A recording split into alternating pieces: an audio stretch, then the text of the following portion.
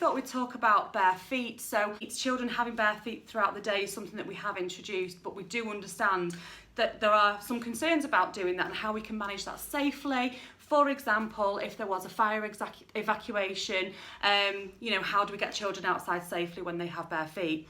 But I think before we address that, could Sharon, you just talk to us about really why we want children to have bare feet throughout the day? What are the benefits? Yeah, so we'll stick to some really simple benefits. If you just think of yourself when you've had a long day, the first thing you want to do is take your shoes and socks off and really get those feet out. So it's important for children to have that freedom. We talk about freedom to move, and it's really important that they've got freedom to move their feet. All the little muscles, all the little bones can all start working together and developing those neurosenses and those passageways up to the brain. And it's just so important for their balance and just their spatial coordination, everything. They really need to be grounded and understand exactly what the feet can and can't do. And it's massively important for that balancing as well. So what we tend to find is we've got this in the baby room and we're really quite comfortable in the baby room with that, and then all of a sudden, because they're walking and they're moving a bit more, we restrict them by putting shoes on. And often we're not putting the best kind of shoes on them. We're putting quite restrictive, tight shoes, and in some shoes the children can't actually move their feet, so all day they're walking like this, so none of the feet are getting really flexed and moved, and all those important messages. And if you actually look at some of your equipment, your climbing equipment for nurseries, it's really important that the toes get involved to grip.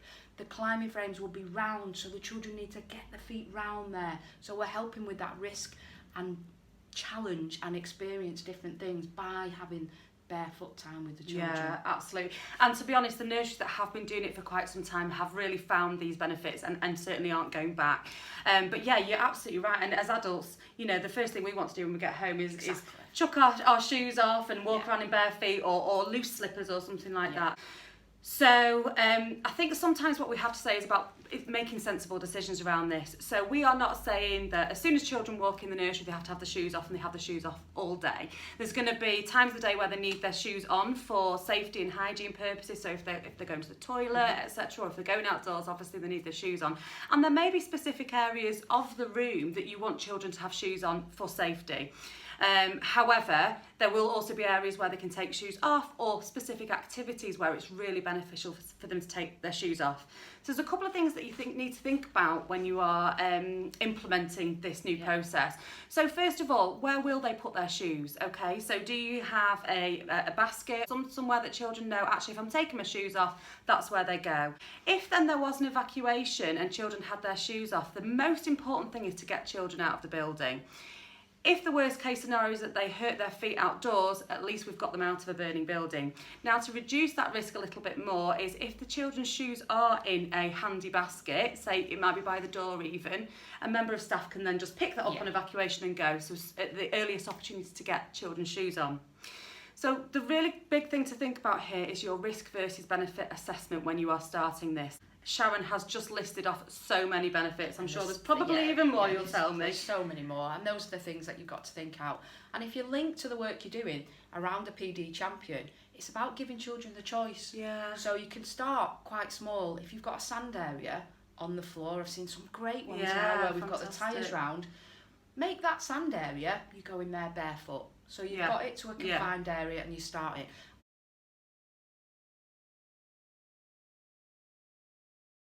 And give children choice. So if they choose to take their shoes and socks off, let them do that. Obviously then if they're going to the toilet or they're going somewhere else, then you would be on top of it. But I think with everything, it's about children having autonomy to choose. If they take their shoes and socks off, they're telling you they want them off. That's a physical need at that moment in time. And we have to follow the children's interests and the children's needs. Flip it on its head, regardless of the benefits, the child is telling you they want to take the shoes and socks off. Which is part of our pedagogy anyway, following children's choices. So it all just ties back into that, doesn't it really? So I think the message is that we do understand people's concerns around this, but we just need to really think about it a little better. You may even want to introduce slippers, indoor slippers, so that actually they're not in their outdoor shoes at any point unless they're outdoors. But there are those indoor shoes for if they want to pop to the toilet or what have you as well. So there's loads of different ways of doing it.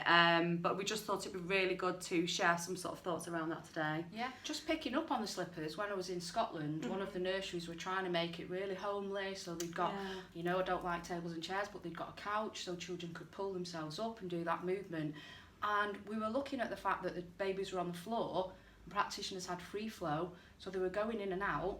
What are they bringing in on the floor? So they actually discussed, should they have some indoor shoes? And they actually, amongst themselves, said, it'd be great if we had slippers, that's really homely. And they could send that message back to the families and the children if they come in the slippers. So again, it'd have to be monitored in and out, but it just, they came up with that idea when we talked about being barefoot and how nice it would be to be homely and in your slippers as well. Totally agree. I think that's a lovely, lovely, lovely idea. Thank you very much, Sharon, for sharing your wise It's my mind with us. pleasure. It's time for Bertram's bloopers. Oh God, you've done the intro for it now. That's brilliant. Okay.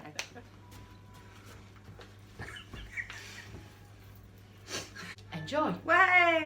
Look into Tweet Deck. Oh.